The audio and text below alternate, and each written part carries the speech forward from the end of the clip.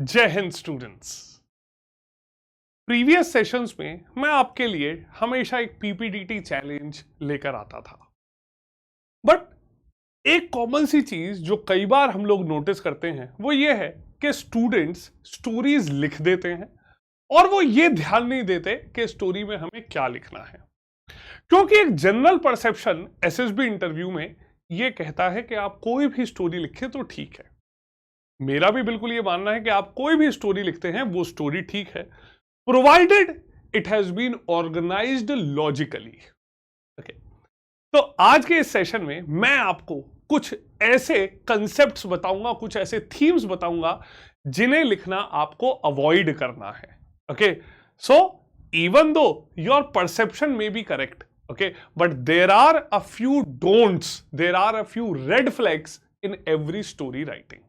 Okay, अब यहां पर अगर हम शुरू करते हैं तो फर्स्ट एंड फॉरमोस्ट एक जनरल परसेप्शन हम ये देखते हैं कि यहां पर स्टूडेंट्स जो हैं वो ये सोचते हैं कि एक साइक क्या असेस करते हैं, तो साइक हमेशा से एक ओरिजिनलिटी जो है वो असेस करते हैं कैंडिडेट की। ठीक है, जो आइडियाज हैं कितने प्रॉपर्ली प्लान्ड हैं, प्रॉपर्ली ऑर्गेनाइज्ड हैं, डिसीजन मेकिंग कैसे ली गई है, and how well the story और the central character has arrived upon a logical positive outcome या डिजायर्ड रिजल्ट जिसे कह सकते हैं। ठीक, इसी के साथ साथ कुछ ऐसी चीजें हैं डूज एंड डोंट्स, ये भी मैं आप लोगों के साथ आज के सेशन में शेयर करूंगा। ओके, अब अगर हम स्टार्ट करें तो एक पब्लिक परसेप्शन क्या है। ठीक, काफी स्टूडेंट्स यहां पर स्टोरी लिखते हैं और उन्हें लगता है that they can write anything.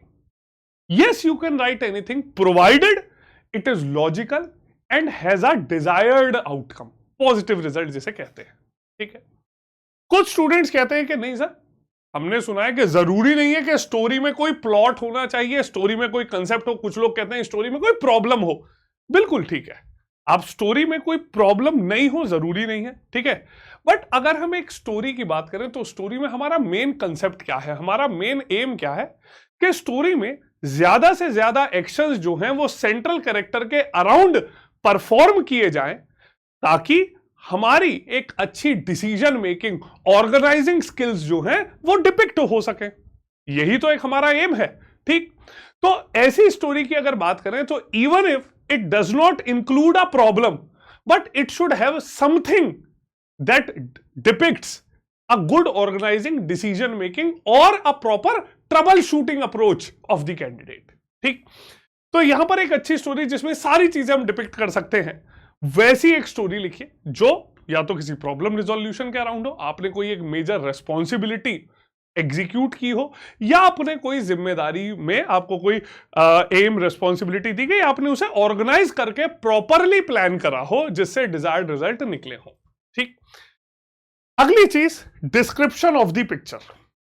जब भी आप स्टोरी लिखते हैं आपको किसी पिक्चर का डिस्क्रिप्शन नहीं देना होता, आपको यह नहीं बताना होता कि ये जो स्टोरी है उसमें 3 लोग दिखाई दे रहे हैं, ऐसा एनवायरमेंट है। No, this is something that everyone can see.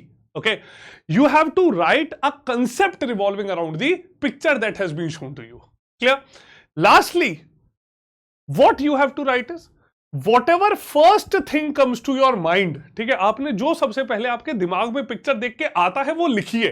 Okay, but make sure that you organise it well.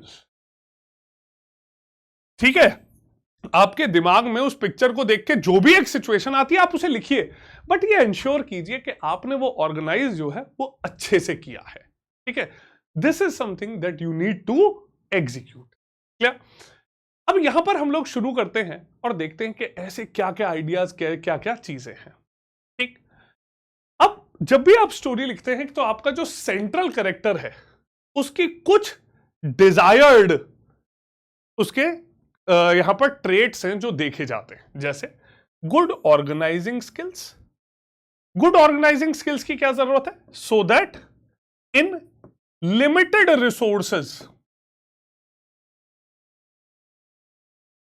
In limited resources maximum results are achieved. ठीक है, तो वो अच्छे ऑर्गेनाइजिंग स्किल्स दिखाते हैं।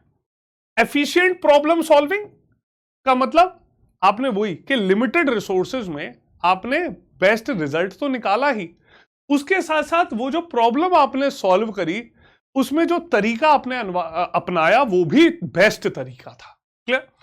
लास्टली, आप अगर स्टोरी लिखते हैं किसी रीसेंट कंसेप्ट के around, okay, that also reflects your a good level of general awareness.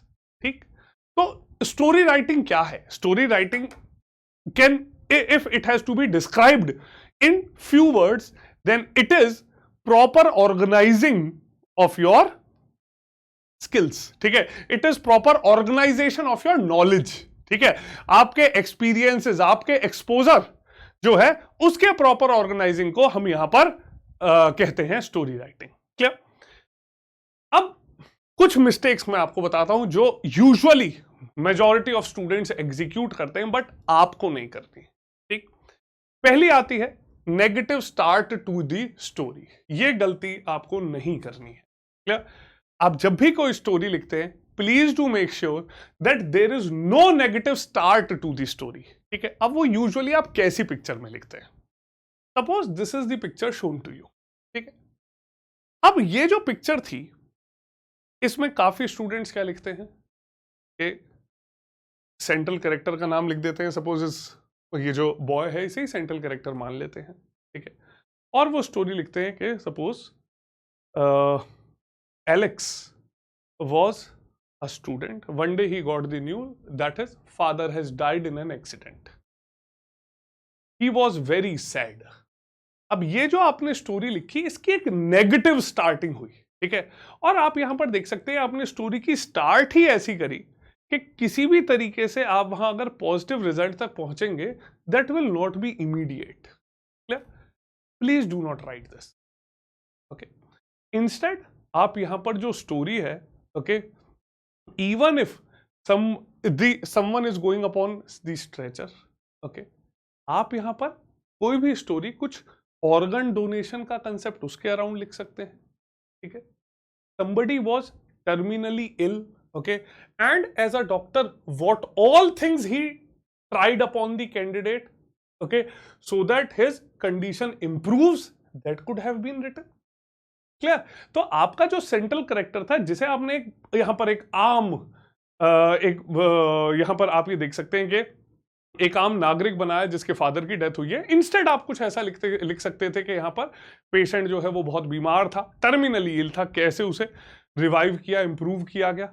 नहीं तो आप सिर्फ यहां पर एक डॉक्टर और या एक मेडिकल कॉलेज के प्रोफेसर जो हैं उन्होंने यहां पर स्टूडेंट्स को यहां पर एक डेमोन्स्ट्रेशन के लिए, okay, he got a cadaver, और कैसे यूज किया फर्दर आप उसके अराउंड लिख सकते हैं स्टोरी। ठीक है, so not necessarily that the central character and his father और एनी फैमिली मेंबर और रिलेटिव हैज डाइड। उसके छोड़ के आप कुछ कंसेप्ट लिख सकते हैं। ठीक, अगली चीज आती है portraying central character in dejected mood. ठीक है, बहुत ही परेशान और बिल्कुल हारा बेसहारा, ऐसे कंसेप्ट भी आप कई बार लिख देते हैं। ठीक, तो यहां पर अब जैसे ये स्टोरीज यहां पर लिखी हुई हैं, clear, I have seen students writing stories, okay, जहां पर वो लिखते हैं that suppose गर्ल जो है उसे सेंट्रल कैरेक्टर बना दिया और यहां पर लिख दिया that one day she was very sad as she was badly beaten up by her husband।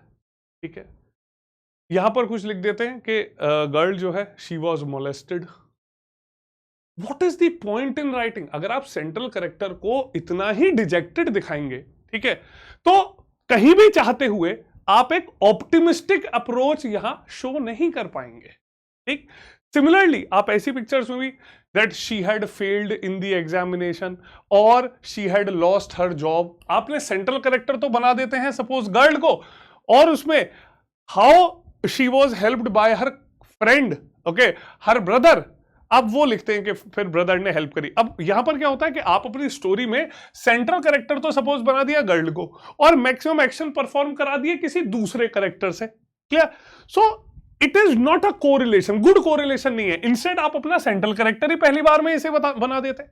ठीक, तो ध्यान रखिएगा कि जब भी आप स्टोरी लिखते हैं please do not portray your central character in a very dejected mood, ठीक है, सैड नेगेटिव अप्रोच में नहीं, ठीक। क्यों कहा जाता है कि सेंट्रल कैरेक्टर पॉजिटिव मूड में रखा जाए?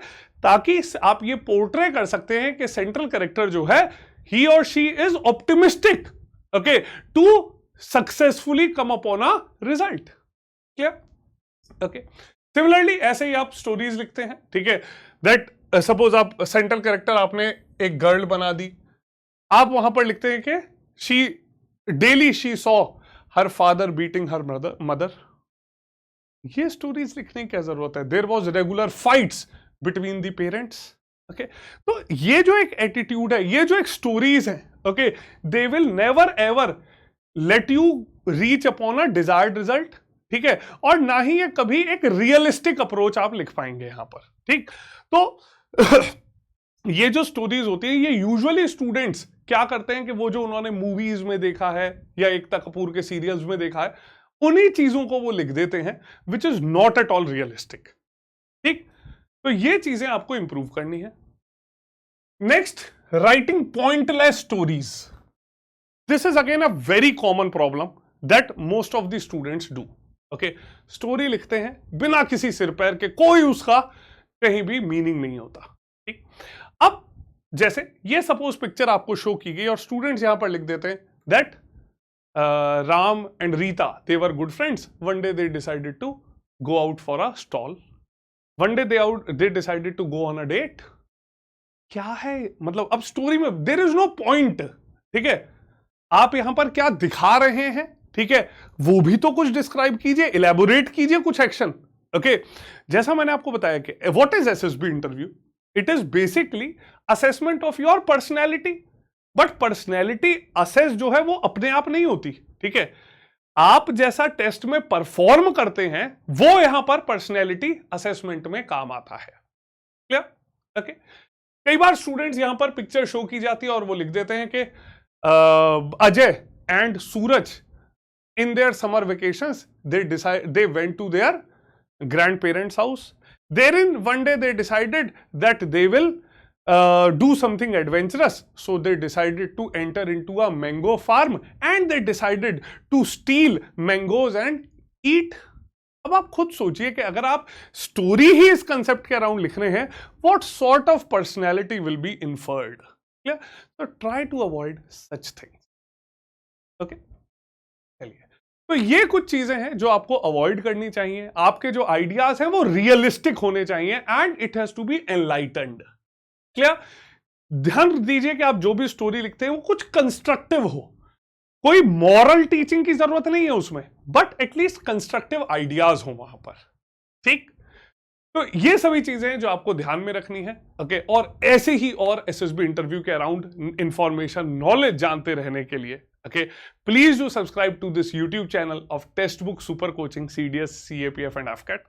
इसके साथ साथ आप सभी स्टूडेंट्स के लिए टेक्स्ट बुक ने CDS 2 2023 के लिए, okay, we have launched a full live batch.